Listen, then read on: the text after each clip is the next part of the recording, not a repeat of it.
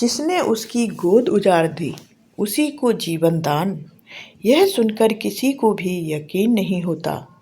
एक माँ जिसने अपने पांचों पुत्र खो दिए हों, वह कैसे उस हत्यारे को माफ़ कर सकती है। लेकिन महाभारत की यह घटना सिर्फ एक कहानी नहीं, बल्कि मानवता, धैर्य और क्षमा की ऐसी मिसाल है जिसे समझना आसान नहीं, महसूस करना पड़ता है। महाभारत का युद्ध समाप्त हो चुका था। कुरुक्षेत्र की भूमि पर खून सूख चुका था, लेकिन दिलों में बदले की आग अब भी धधक रही थी। पांडव जीत चुके थे, पर यह जीत भी अधूरी थी, क्योंकि उन्होंने अपने अपनों को खो दिया था। युद्ध के बाद की रातें शांति की नहीं, बल्कि दर्द और यादों की थी। उसी अंधेरी रात में एक ऐसा कांड हुआ जिसने पांडवों की दुनिया फिर से हिला दी। द्रोणाचार्य के पुत्र अश्वत्थामा, जो अपने पिता की मृत्यु से भीतर तक टूट चुके थे, बदले की आग में अंधे हो गए थे। उनके मन में केवल एक ही विचार था, पांडवों को हर हाल में कष्ट देना। लेकिन युद्ध खत्म हो चुका था और पांडव अब विजेता थे। सीधे उनसे लड़ना संभव नहीं था। ऐसे में अश्वत्थामा ने एक ऐसा कदम उठाया जो इतिहास में सबसे क्रूर घटनाओं में गिना गया है। रात का समय था। पांडवों का शिविर गहरी नींद में डूबा हुआ था। चारों ओर सन्नाटा था, जैसे प्रकृति भी किसी अनहोनी का इंतजार कर रही हो। उसी अंधेरे में अश्वत्थामा धीरे धीरे शिविर में घुसा। उसकी आंखों में क्रोध था, दिल में बदला और हाथों में विनाश। उसने बिना सोचे समझे सोते हुए लोगों पर हमला करना शुरू कर दिया। तलवारें चलीं, चीखें गूंजीं और कुछ ही पलों में सब कुछ खत्म हो गया।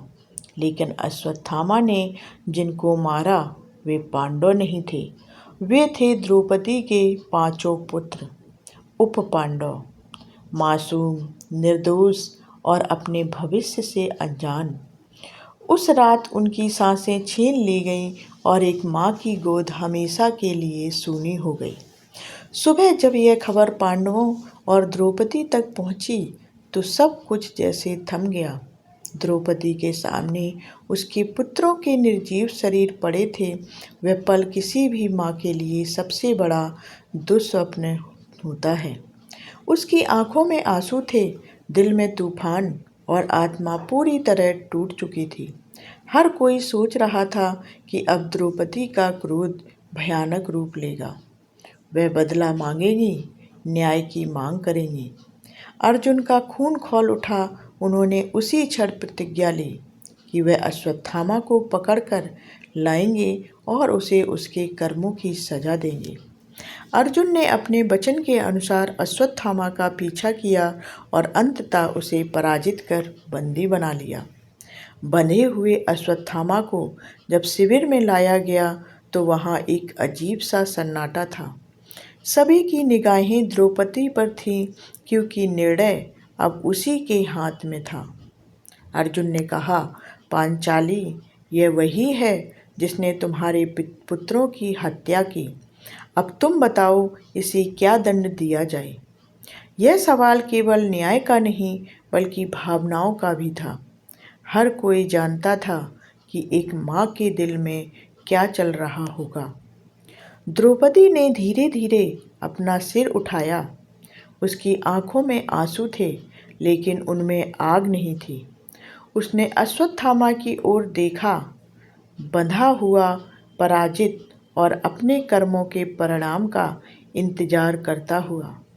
उस क्षण में द्रौपदी के सामने दो रास्ते थे, एक बदले का, दूसरा क्षमा का। कुछ पल के लिए समय जैसे रुक गया। सभी को लगा कि अब वह कठोर निर्णय लेंगी, लेकिन जो हुआ उसने सबको चौंका दिया। द्रौपदी ने धीमी आवाज में कहा, यह गुरु द्रोणाचार्य का पुत्र है। जिस प्रकार मैं अपने पुत्रों के वियोग का दुख सह रही हूँ, मैं नहीं चाहती कि इसकी माता भी वही पीड़ा सहे। यह सुनकर सभी स्तब्ध रह गए। एक माँ जिसने अपने 5 बेटों को खो दिया, वह उस व्यक्ति के लिए दया दिखा रही थी जिसने उसकी दुनिया उजाड़ दी थी। उसने आगे कहा, किसी भी माता को अपने पुत्र का वियोग सहना पड़े, यह सबसे बड़ा दुख होता है। मैं नहीं चाहती कि यह पीड़ा किसी और को मिले। यह केवल शब्द नहीं थे, यह एक ऐसी हृदय की आवाज़ थी जो अपने दुख से ऊपर उठ चुका था। उस क्षण में द्रौपदी ने यह साबित कर दिया कि सच्ची शक्ति बदले में नहीं, बल्कि क्षमा में होती है। उनका निर्णय केवल एक व्यक्ति को जीवन दान देना नहीं था, बल्कि वह मानवता की सबसे बड़ी सीख थी। यह सुनकर अर्जुन भी कुछ पल के लिए चुप रह गए। उनका क्रोध धीरे धीरे शांत होने लगा। वहां उपस्थित सभी योद्धा इस निर्णय से हैरान थे। यह कोई सामान्य निर्णय नहीं था, यह एक ऐसी सोच थी जो बहुत कम लोगों में होती है। तब कृष्ण ने भी द्रौपदी के इस निर्णय की सराहना की। उन्होंने कहा कि यह क्रोध पर विवेक की जीत है, लेकिन अश्वत्थामा के अपराध को अनदेखा नहीं किया जा सकता था। इसलिए उसे ऐसा दंड दिया गया जो मृत्यु से भी अधिक कठिन था। अश्वत्थामा के मस्तक से उसकी दिव्य मणि छीन ली गई, जो उसकी शक्ति और तेज का स्रोत थी। इसके साथ ही उसे श्राप दिया गया कि वह युगों युगों तक पृथ्वी पर भटकता रहेगा। उसके माथे का घाव कभी नहीं भरेगा और वह अपने कर्मों के दर्द को हमेशा महसूस करेगा। इस प्रकार द्रौपदी ने एक तरफ जहाँ एक हत्यारे को जीवन दान दिया, वहीं न्याय भी हुआ। यह घटना हमें सिखाती है कि जीवन में कितनी भी बड़ी पीड़ा क्यों न आए, अगर हम अपने विवेक को बनाए रखें तो हम सही निर्णय ले सकते हैं।